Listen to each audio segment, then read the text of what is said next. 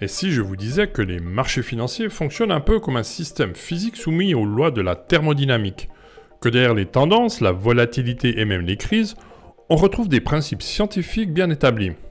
Depuis les années 80-90, les marchés ont radicalement changé.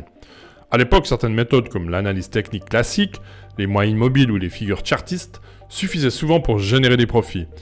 Mais aujourd'hui, avec la montée en puissance des algorithmes, de l'intelligence artificielle et du trading haute fréquence, ces approches ne sont plus aussi efficaces, voire plus du tout. Les marchés sont devenus plus complexes, plus réactifs et surtout plus imprévisibles. Ce qui marchait hier ne fonctionne plus forcément aujourd'hui. Et pourtant, beaucoup continuent d'utiliser des outils conçus pour un autre temps. Alors, faut-il abandonner toute tentative de comprendre les marchés ? Non, bien sûr, bien au contraire. Mais plutôt que de se limiter aux outils traditionnels du trading, pourquoi ne pas s'inspirer des grandes lois scientifiques qui régissent les systèmes complexes ? Aujourd'hui, on va explorer une piste originale, le lien entre la thermodynamique et le trading. Comment les concepts d'entropie, d'équilibre et de dissipation d'énergie peuvent nous aider à mieux comprendre le comportement des marchés financiers. Alors je vous rassure tout de suite, il n'y aura pas de formule scientifique ou mathématique dans cette vidéo. Vous me connaissez, je vais essayer de schématiser ces concepts pour que tout le monde puisse comprendre ces principes fondamentaux. Vous allez voir, cette approche peut non seulement offrir une nouvelle manière d'analyser les prix, mais aussi aider à anticiper certains mouvements du marché que peu de traders prennent en compte. Alors installez-vous confortablement et plongeons ensemble dans cette exploration scientifique du trading.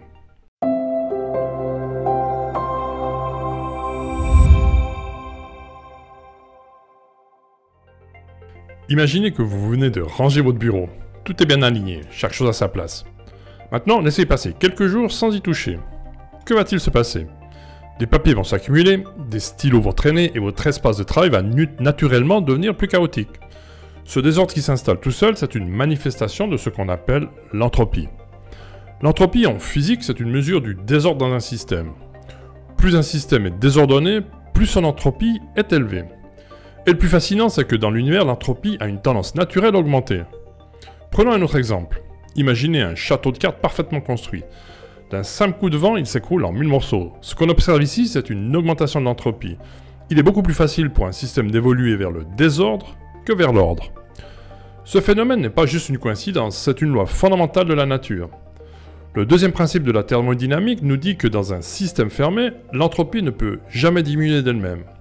En d'autres termes, l'univers a une direction préférée. Il tend toujours vers plus de désordre. Regardez un glaçon. Au début, c'est une structure bien ordonnée. Mais une fois placé dans un verre d'eau, il fond.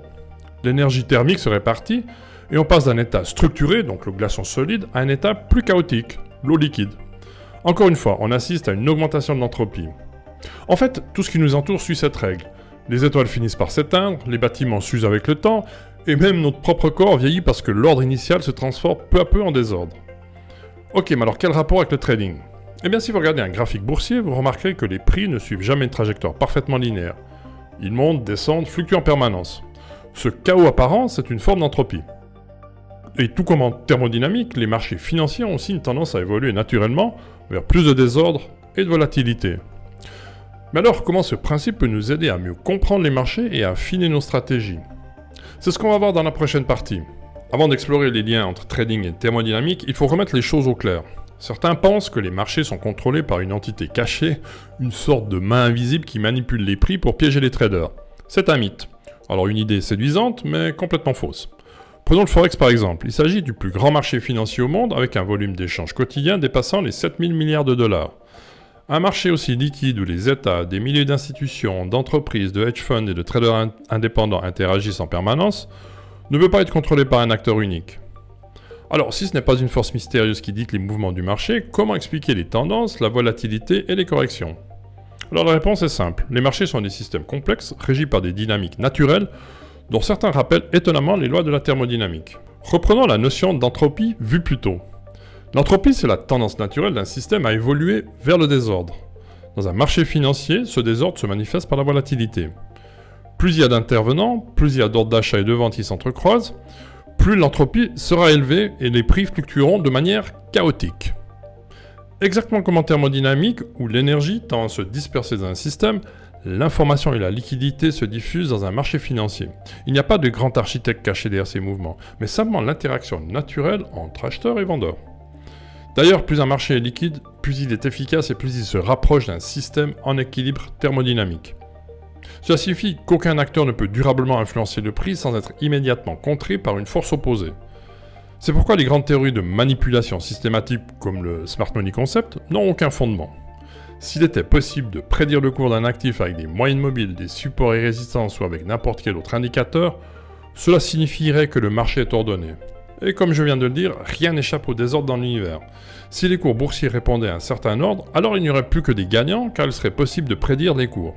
C'est pourquoi cela n'arrivera jamais. Si l'entropie conduit les marchés vers le chaos, alors pourquoi ne finissent-ils pas dans un état de désordre total? Eh bien c'est parce qu'il existe aussi des forces de correction. Regardons un marché en forte tendance haussière. À mesure que les prix montent, la volatilité augmente, l'entropie du système aussi. Mais plus cette situation devient extrême, plus elle attire des vendeurs qui jugent les prix trop élevés. Petit à petit, la pression vendeuse augmente et la tendance finit par s'inverser. C'est un peu comme une casserole d'eau en ébullition. Si vous mettez le feu trop fort, l'eau commence à bouillir, créant du chaos. Mais si vous réduisez la flamme, l'eau retrouve un état plus stable. Les marchés fonctionnent exactement de la même manière. Ils oscillent entre déséquilibre et rééquilibrage. Alors comment utiliser ce principe en trading? Comprendre que les marchés évoluent naturellement vers plus de désordre nous donne un avantage en tant que trader. Plutôt que de chercher des manipulations invisibles, il faut observer les cycles d'entropie et de correction. Quand l'entropie est faible, donc un marché calme, une faible volatilité, les prix sont souvent dans une phase d'accumulation avant un mouvement explosif. Quand l'entropie est élevée, donc un marché en forte tendance, il faudra être attentif aux signaux de retournement, un excès de désordre finit toujours par être corrigé. Ensuite, c'est la dissipation d'énergie. Une forte impulsion haussière ou baissière finit souvent par ralentir, comme un système qui atteint l'équilibre après un choc. Alors en résumé, les marchés sont comme des systèmes physiques, ils passent naturellement d'un état d'ordre à un état de chaos, puis reviennent à un certain équilibre. En comprenant ces dynamiques, on peut mieux anticiper les mouvements et affiner ses propres stratégies. Maintenant qu'on a vu comment l'entropie et l'équilibre influencent les marchés, la question est comment exploiter ces principes dans une stratégie concrète. Dans la prochaine partie, on va voir comment adapter son trading à cette réalité scientifique pour mieux gérer la volatilité et optimiser ses prises de position. Maintenant qu'on a vu comment l'entropie et l'équilibre influencent les marchés, il est temps de voir comment on peut l'exploiter en trading. Ce n'est pas juste une théorie abstraite, c'est un principe scientifique réel qui régit aussi bien la physique que le comportement des prix. Alors reprenons l'idée d'entropie. On a dit qu'elle représente la tendance naturelle d'un système vers le désordre. Sur les marchés financiers, ce désordre est visible à travers la volatilité et la fluctuation des prix. Et comme en thermodynamique, ce désordre ne reste pas constant. Il augmente, atteint un pic, puis finit par être corrigé. Alors notre rôle en tant que trader, c'est de savoir identifier ces transitions. Parce que ce sont ces moments-là qui créent les meilleures opportunités de trading. En physique, il existe un concept clé, l'accumulation d'énergie avant une libération soudaine. C'est exactement ce qui se passe sur les marchés financiers. Prenons un ressort. Si vous le comprimez lentement, il accumule de l'énergie potentielle. Mais dès que vous le relâchez, toute cette énergie est libérée en un instant. On pourrait citer aussi l'allumette qui enflamme une feuille de papier. L'allumette pousse l'énergie du papier à son extrême jusqu'à ce que le papier s'autoconsume pour atteindre son niveau d'énergie le plus bas, c'est-à-dire être réduit en cendres. Sur les marchés, les zones de range ou de faible volatilité sont comme ce ressort comprimé. Les prix stagnent, les acheteurs et les vendeurs s'équilibrent et l'entropie est faible. Mais plus cette compression dure, plus l'énergie accumulée est forte et plus la sortie de cette phase sera violente. C'est pour ça que les périodes de range précèdent souvent des mouvements impulsifs puissants. Et c'est pour ça que la volatilité explose souvent après une longue phase d'accumulation. Si on comprend que les marchés passent naturellement par ces cycles d'ordre et de chaos, on peut alors adapter nos stratégies de trading en fonction de ces dynamiques. L'un des concepts clés en physique et en finance, c'est celui de l'équilibre. En thermodynamique, un système qui s'écarte trop de son état d'équilibre finit toujours par y revenir. Et sur les marchés, c'est exactement ce qui se passe avec les prix. Sur les marchés, quand un actif s'éloigne trop d'un niveau clé, par exemple une moyenne mobile ou un niveau de prix important, il a tendance à y revenir. Ceci, c'est le principe du mean reversion ou retour à la moyenne. Quand l'entropie devient trop élevée, que les prix s'éloignent trop brutalement, il y a une forte probabilité que le marché corrige pour retrouver son équilibre. Pas forcément son point de départ, mais un nouveau point d'équilibre. Si on pousse encore plus loin cette idée, on se rend compte que les points d'excès de marché sont souvent des zones de retournement. Ce sont ces moments où l'entropie est à son maximum et où le système n'a pas d'autre choix que de se réajuster. C'est là qu'interviennent les stratégies basées sur les extrémums. Un marché qui devient trop haussier ou trop baissier, sans consolidation, est comme une vague qui s'éloigne trop de la rive. Il finira toujours par revenir. Les traders expérimentés savent que les zones de surachat et de survente sont des signaux puissants de retournement. Alors pourquoi? Parce qu'une entropie trop élevée finit toujours par s'autoréguler. Mais parfois, au lieu de revenir à l'équilibre, un marché entre dans une nouvelle dynamique chaotique. C'est ce qu'on observe lors des breakouts. Quand une zone de compression se libère, l'énergie accumulée dans le marché est libérée d'un seul coup et cela crée une explosion de volatilité. À ce moment-là, on ne parle plus de retour à l'équilibre, mais de nouvelles dynamiques anthropiques. C'est pour ça que certaines stratégies comme le suivi de tendance fonctionnent bien après un breakout. Elles exploitent ce moment où le marché bascule dans un nouvel état de déséquilibre. Alors voici 3 stratégies clés basées sur les concepts de mean reversion, d'extremum et de breakout. Je vais utiliser des indicateurs techniques pour mettre en évidence les phases d'équilibre et de déséquilibre. Alors j'entends déjà dire que je me contredis par rapport à mon avis précédent sur l'analyse technique. Mais pas du tout. Les indicateurs utilisés n'ont aucun caractère prédictif d'une tendance, mais servent uniquement à mettre en évidence les phases d'un marché en équilibre, en déséquilibre et en rééquilibrage. Alors bien entendu, il sera encore nécessaire d'apprécier la situation du marché dans un cadre plus global comme la tendance à long terme. Alors nous allons maintenant mettre en place la première stratégie basée sur le retour à l'équilibre, une stratégie de mean reversion. Le principe est que les marchés alternent entre déséquilibre et retour à la moyenne. Lorsqu'un prix s'éloigne trop de sa moyenne, il a tendance à y revenir, exactement comme un système physique qui cherche à retrouver son équilibre. Pour cela, nous allons utiliser les bandes de Bollinger pour identifier les excès de volatilité. De plus, le RSI nous permettra de détecter les conditions d'un surachat ou de survente et une moyenne mobile qui servira de repère pour l'équilibre du marché. Or, la stratégie est simple. Pour un achat, nous attendons que le prix touche ou dépasse la bande de Bollinger inférieure. L'indicateur RSI doit se trouver dans une position extrême de survente, c'est-à-dire en dessous de 30. Dès que le prix réintègre les bandes de Bollinger, alors nous pouvons ouvrir une position à l'achat. Une moyenne mobile simple de 50 ou 200 peut servir également de repère pour déterminer si le prix est éloigné de l'équilibre ou non. Le stop loss est placé quelques pips en dessous de l'extrême précédent. Le take profit sera atteint dès le moment où le prix touche la moyenne mobile centrale des bandes de Bollinger. Alors pour une vente, nous attendons que le prix touche ou dépasse la bande de Bollinger supérieure. L'indicateur RSI doit se trouver dans une position extrême de surachat, c'est-à-dire au-dessus de 70. Dès que le prix réintègre les bandes de Bollinger, alors nous pouvons ouvrir une position à la vente cette fois-ci. Le stop loss est placé quelques pips au-dessus de l'extrême précédent. Le take profit sera atteint dès le moment où le prix touche la moyenne mobile centrale des bandes de Bollinger.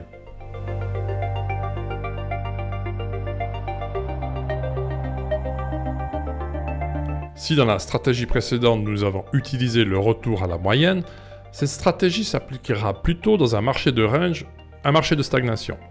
Ici, dans cette deuxième stratégie, nous allons plutôt tenter de capter les renversements de prix dans un marché en tendance grâce aux extrémums. Les marchés financiers, comme tout système chaotique, connaissent des extrémums avant de corriger. Ces points extrêmes sont souvent des zones de retournement clés. Alors pour identifier les sommets et creux significatifs, nous allons utiliser l'indicateur zigzag.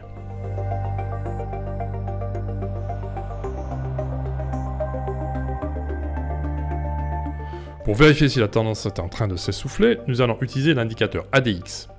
Si l'indicateur passe en dessous de son seuil de 25, alors cela signifie qu'après une forte tendance, le marché est en train de perdre son impulsion et que le prix pourrait marquer une pause. Également, l'indicateur de volume nous permettra encore de confirmer l'affaiblissement de la tendance si un pic de volume est enregistré sur un extrême.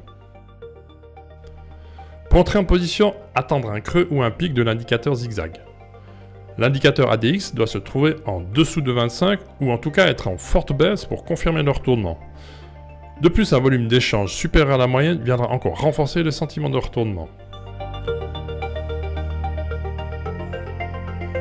Alors si possible, entrez en position après un chandelier de retournement, un marteau, une étoile du matin ou du soir. Placez un stop au-dessus ou en dessous du dernier extrême. Le take profit pourra être placé sur un retour à l'équilibre, c'est-à-dire sur une moyenne mobile de 50 ou 200.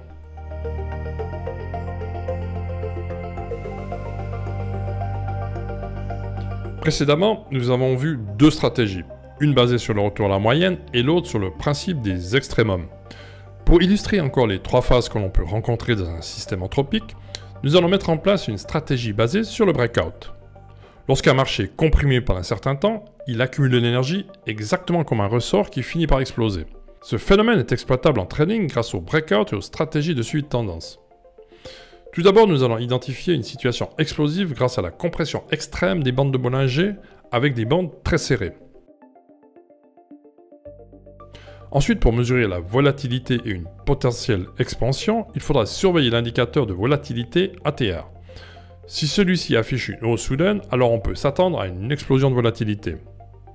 À ce moment, pour valider le début d'une tendance explosive, il faudra confirmer ce breakout avec une cassure d'un niveau clé, comme un support ou une résistance. Vérifiez également l'augmentation des volumes pour renforcer la décision d'une prochaine entrée. Dès que la clôture du chandelier casse le niveau clé, alors entrez en position. Placez un stop loss donc pour un achat en dessous du point de cassure et pour une vente au-dessus du point de cassure. Une sortie du trade pourrait être définie sur un niveau clé ou si on détecte un essoufflement de la tendance sur les volumes par exemple. Si l'indicateur ATR affiche une baisse significative, alors cela pourrait être aussi un signal pour sortir de sa position.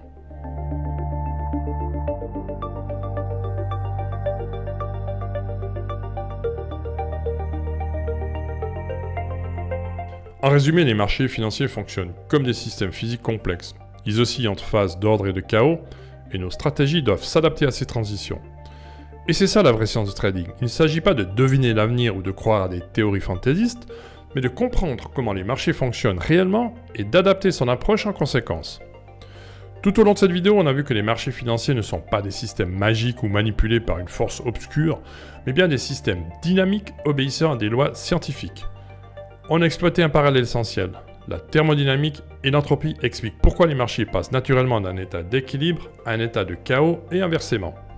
D'ailleurs, et je ne les ai pas encore cités, ces principes ont été mis en évidence au travers de la théorie de Dow ou encore les vagues d'Elliott, principes jamais remis en cause jusqu'à aujourd'hui. Ce qu'il faut retenir, c'est que les marchés ne sont ni aléatoires ni contrôlés par une main invisible. Ils sont régis par des principes fondamentaux de la physique et de la dynamique des systèmes. Alors maintenant, pourquoi est-ce que tout ça est crucial pour vous en tant que trader? Parce que comprendre la nature anthropique des marchés, c'est changer radicalement sa manière de trader. Premièrement, il faut arrêter de chercher des certitudes. Les traders qui perdent sont souvent ceux qui cherchent des règles fixes, des schémas rigides, des modèles qui marcheraient à 100%. Les marchés sont dynamiques, en perpétuel changement. Accepter cette incertitude, c'est déjà prendre l'avantage. Deuxièmement, ajustez vos stratégies selon l'état du marché. Un marché en range et un marché en tendance sont deux réalités complètement différentes. Un bon trader sait quand appliquer une stratégie de retour à la moyenne et quand suivre un breakout. Il ne force pas ses trades, il s'adapte. Troisièmement, repensez votre gestion des risques. Si le marché est un système dynamique et chaotique, alors il faut gérer son capital en conséquence. Un bon money management repose sur la reconnaissance de l'incertitude et non sur une confiance aveugle dans une stratégie fixe. Alors si ces concepts vous parlent, sachez qu'ils ne sont pas que théoriques. J'ai développé un système algorithmique qui repose précisément sur ces principes scientifiques. C'est NeuraliaFX. Vous trouverez les informations en description de cette vidéo ou dans le premier commentaire ci-dessous. NeuraliaFX utilise une stratégie basée justement sur l'exploitation des extrêmes et le retour à l'équilibre pour capter des mouvements de marché basés sur la dynamique naturelle des prix. Alors contrairement aux idées reçues, une stratégie bien construite n'a pas besoin d'être ultra complexe pour être efficace. Ce qui compte, c'est son adaptation aux lois fondamentales des marchés, et c'est exactement ce que fait mon algorithme. Vous pouvez suivre son développement en vous abonnant à mon canal Telegram ou en vous abonnant à ma newsletter sur mon site internet. NeuraliaFX est en développement et différentes phases d'essai sont encore à l'étude afin de trouver un système viable sur le long terme. Mais les marchés sont imprévisibles et un algorithme de trading doit prévoir tous les cas de figure possibles. Et ça, c'est un vrai challenge. En résumé, comprendre les marchés sous l'angle scientifique permet de trader avec un réel avantage. Il ne s'agit pas de suivre aveuglément des indicateurs ou des stratégies miracles, mais de comprendre la mécanique des marchés et d'adapter ses décisions en conséquence. Voilà, si cette approche vous a plu, pensez à liker, à vous abonner et à partager la vidéo. Ça m'aide énormément et ça me motive à produire encore plus de contenu qualitatif. A très bientôt pour une prochaine analyse scientifique du trading.